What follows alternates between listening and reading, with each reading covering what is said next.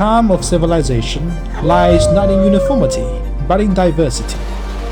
Not in monologue, but in dialogue.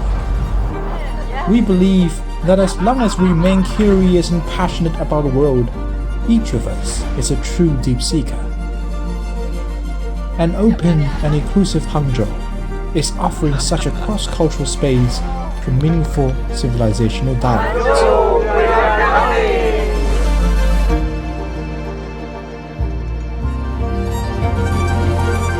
On the occasion of the first International Day for Dialogue Among Civilizations on June 10th, 2025, the Hangzhou International Communication Center specially organized a journey of mutual learning among civilizations spanning 5,000 years. It invited 10 representatives from Hangzhou and 10 international friends to jointly launch Hangzhou and the World 10 Paired Conversations.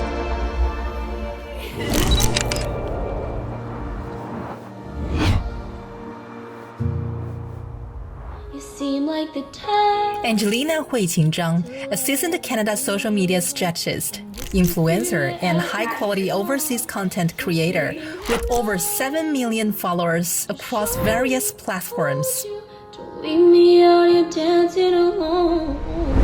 Daria Fominik, presenter, creating and sharing media content at Hangzhou International Communication Center.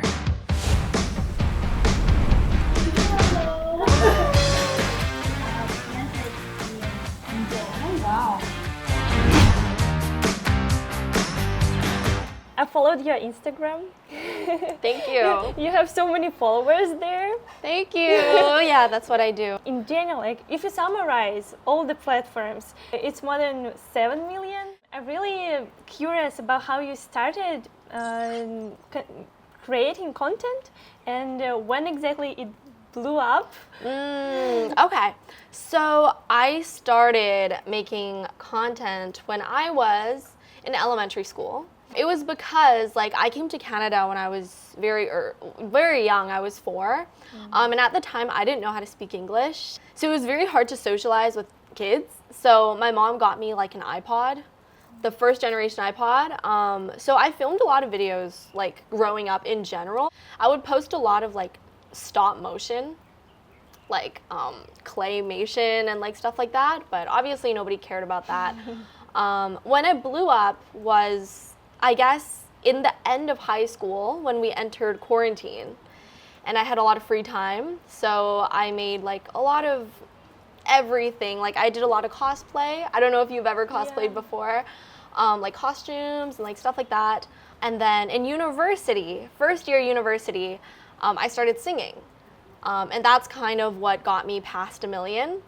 And then third year university, I started doing TikTok and Instagram because before it was only Douyin, and now we're here. What about you? Do you do any social media? Actually, we have a lot of in common. I often do videos and I'm always in front of the camera for work.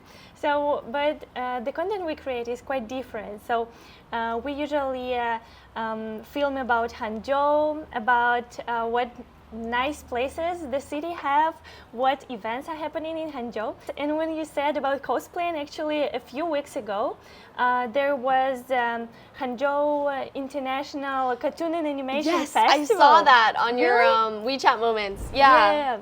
That's what we filmed about, and I actually dressed up as Lilo from Lilo and Stitch.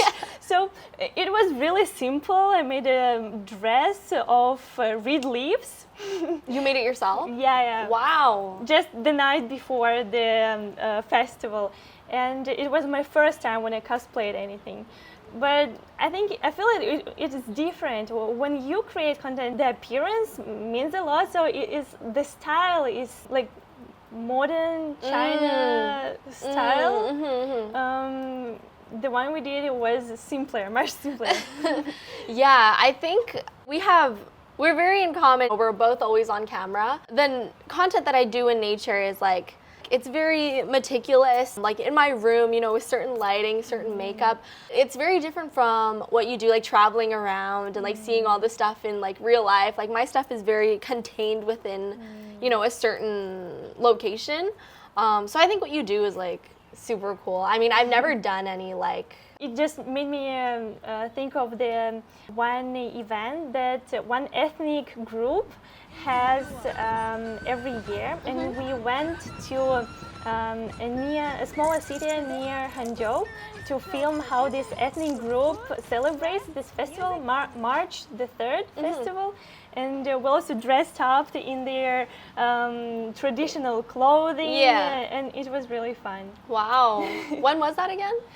March the 3rd festival. So you said your content is quite, when you create, you're quite isolated, right? So where do you get those ideas for the videos? I think I get a lot of ideas from like fictional works. So like I used to read a lot of books and like movies, or like even anime, K-drama, stuff like that. I think like what you do is a lot more on the historical side and like very culture, focused.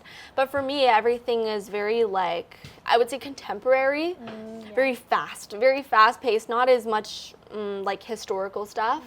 I don't know if that's good or bad. That's kind of, because nowadays like people's attention spans are very, very short. And that's kind of what I do, like catching on those trends very fast, and the moment you do, it's over. I guess my passion is making content itself, not a specific type. It opens me up to make basically anything. Like even coming out here and like doing this stuff and like visiting all of these places.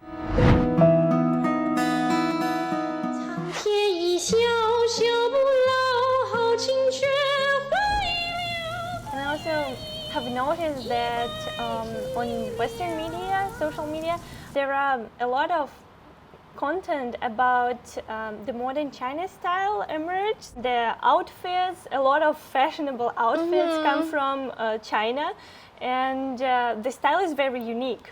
So how do you blend this style into your videos, and how do you see the promotion of this style being popular on social media? I think these few years, I'm sure you noticed as well, is a very big shift for like China and Western cultures, because when I was growing up, like people didn't really care that much about China. Like people liked Japan, people liked Korea, but China people didn't really care about. But I think in recent years, like we've really seen that people do like, the Chinese Hanfu style, and like Chinese songs have been going viral.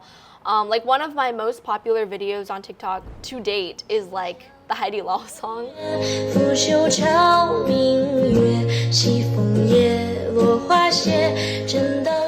That I sang like in basically like Jingju style.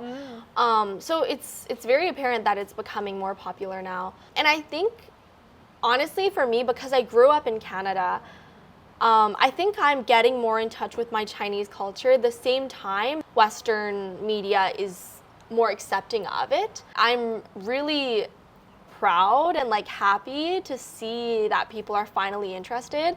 And now that this interest is here, it's my job to amplify it. And that's why I wear a lot more Hanfu now. Like I talk about China a lot, including like bringing a lot of Douyin styles to Western media, and like people love it.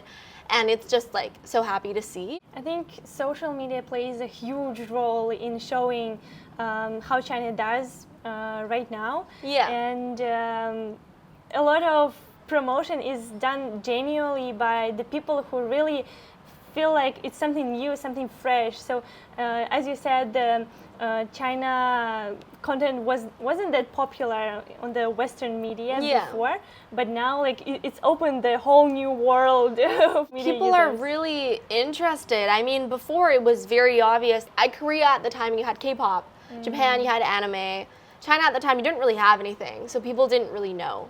But now I think, with Xiaohongshu, Douyin, video games like Black Myth, Wukong, like all of these things, like they're suddenly coming out and people are like, whoa, like China is actually pretty advanced. Maybe I'm gonna go visit. What about you? What made you decide to come to China for work? It was just pure interest in the language. At that time, actually, Chinese language wasn't really popular in Russia. Right. And I think in my city, in the school or my friends, none of them used to study Chinese. If I tell someone that I speak Chinese or I'm learning Chinese, Yeah. people will be shocked.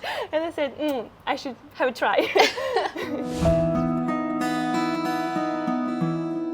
Actually, I was interested in some tips on creating content that would get the viewers. You Yeah. already know that we do some cultural content, right? Right, yeah.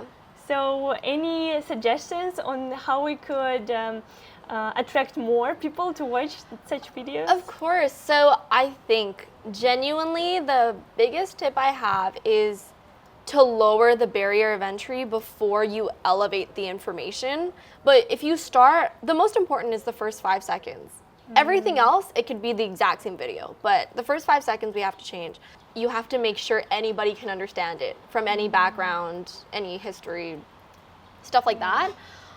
So during my previous internship, I was working for like a TED Talk speaker, and how I grew his account from 0 to 200,000 is basically, I told him to say the exact same stuff he already says, but start the video by linking the topic you're talking about to like a movie character, like a Disney show character. Yeah. So he had a series where he talked about every single character in the Disney movie Encanto. But the point of the video is to talk about childhood trauma, but just by linking it to a familiar character, people want to know more about it.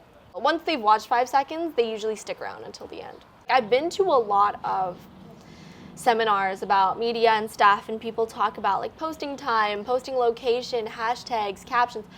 Genuinely doesn't matter. After doing like 8-10 accounts for other people and myself, like that literally doesn't matter. It's just, are you talking about something that people care about, and are you talking about it in the right way? And when it comes to your videos, so what's the process? How does it look? So I think my video making process, it really depends on the video, but generally like I have a notes page on my iPhone just for video ideas. And in terms of like ideas, one is just like living your life and getting inspiration from every day. Second is unfortunately scrolling a lot of social media. And third, it's like pulling from other fictional pieces that you really like. So for example, if there's like specific Chinese, literature or media that you really like you could do a parody of it or like talk about it, like things like that. So I also talk about a lot of stuff that I like in general. And I think those are the 3 sources. I've noticed that recently on the social media, people are kind of fed up with perfect content. If a person is posting about something not that ideal, it gets a lot of views. I think that's just like the cycle of media. Like you start very candid, like the beginning of TikTok, you start having people that, do more high quality content. You have the birth of MCN companies and labels. And then once you get to a point where everyone is just like very professional, very uptight, you kind of go full circle and people like the more spontaneous household content, right? Like social media, genuinely, it's just a game of like outlier. Whatever people are doing, you have 2 choices. One is you do something completely different. Second is you do what they're doing but better. But it gets to a point where it's very, very hard to do better, right? So it gets to a point where it's much easier to go the different route. And talking about the difference of Douyin, for example, and the TikTok and Instagram, so do you usually adjust the content for different platforms? A lot of my like TikTok and Instagram content, I do a lot more talking. Versus Chinese, I like to focus on, ironically, like the quality of the video. And I think that is the 2 core differences. China in general, speaking generally, the quality is much higher. So if I have a video that does well in China and I post it on like North America, people are gonna be like, oh, is this TikTok premium? Like this is crazy, like whoa. But on China platform, it's just like normal. You know what I mean? Like it's just a normal video, but you post it in Canada and people are like, wow, this is crazy. So I think that's really where you see the difference in quality. We actually dressed up in Song Dynasty clothes. Yeah. We cannot just avoid showing it.